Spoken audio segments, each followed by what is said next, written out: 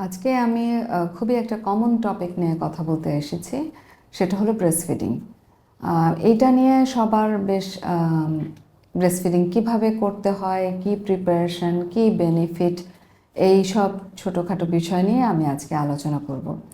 যারা প্রথম মা হতে চলেছেন বা আগেও মা হয়েছেন, ব্রেস্ট ফিডিং করাননি অথবা করিয়েছেন, কিছু ডিফিকাল্টি ফেস করেছেন, সবার জন্যেই এই আজকের আমার এই বার্তা। প্রথমেই আমি বলতে চাচ্ছি ব্রেস্ট ফিডিংয়ের আগে কিভাবে আপনি অন্তঃসত্ত্বা আপনি কিভাবে প্রিপারেশান নেবেন ব্রেস্ট ফিডিংয়ের। ব্রেস্ট ফিডিংয়ের প্রিপারেশান আপনার ডেলিভারির 1-2 মাস আগ থেকেই নিতে হবে, যেটা হলো ব্রেস্টের প্রিপারেশান।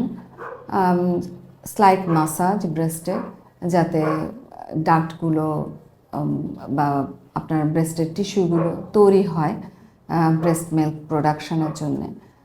আপনার স্তনের নিপলটা পরিষ্কার করতে হবে, তার উপর কিছু ময়লা চামড়া জমে থাকে, যাতে ব্রেস্ট ফিডিং স্টার্ট করার সময় কোনো বাধা না পাওয়া যায়।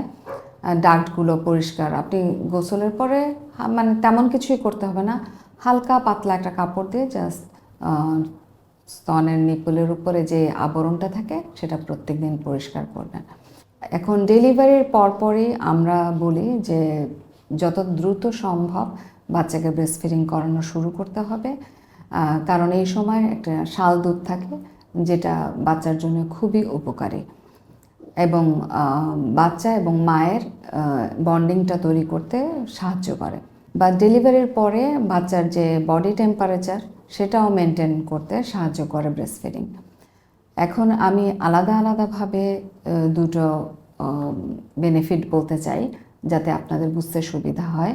সেটা হলো কি মায়ের বেনিফিট এবং বাচ্চার বেনিফিট ব্রেস্ট ফিডিংয়ের। মায়ের বেনিফিট হতে পারে এটা স্তন ক্যান্সার প্রতিরোধে সাহায্য করে, ওভারিয়ান ক্যান্সার প্রতিরোধে সাহায্য করে, টাইপ 2 ডায়াবেটিস ডেভেলপ যাতে না হয় সেটাতে সাহায্য করে, ওয়েট মানে প্রেগনেন্সিতে যে ওয়েটটা আপনি গেইন করেছেন সেটা কমাতে সাহায্য করে।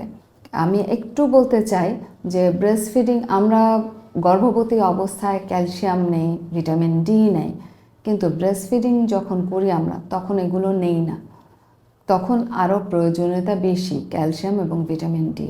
সেটা আপনার প্রসূতি যে অবস্টেট্রিশিয়ান আছেন উনি বলে দিবেন কতটুকু ক্যালসিয়াম আপনাকে ব্রেস্ট ফিডিংয়ের সময় নিতে হবে, ওটা অবশ্যই নেবেন। এরপরে আসি আমি বাচ্চার কী উপকারিতা।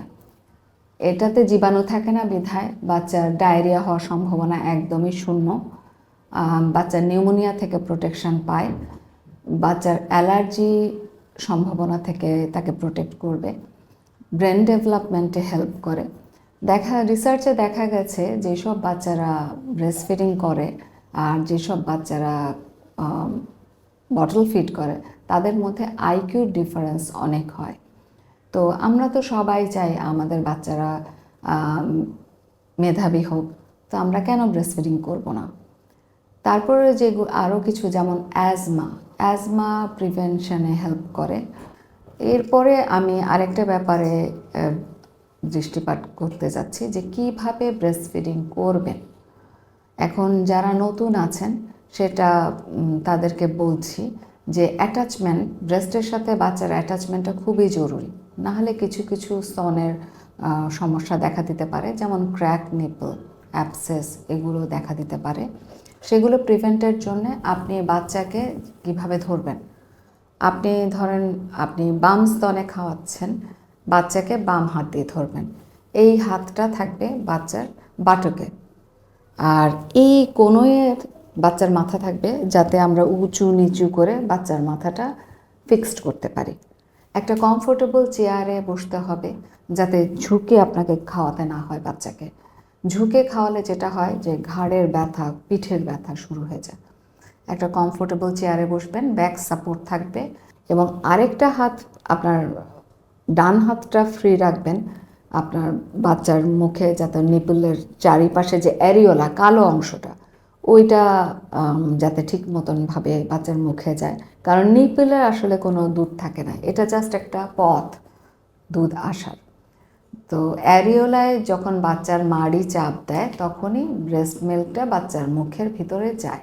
ব্রেস্ট ফিডিংয়ের পরে বাচ্চার পায়খানা নরম থাকে, কোষ্ঠকাঠিন্য হয় না। তো অনেক মাই কমপ্লেন করে ও অল্প অল্প করে কিছুক্ষণ পর পর পায়খানা করে।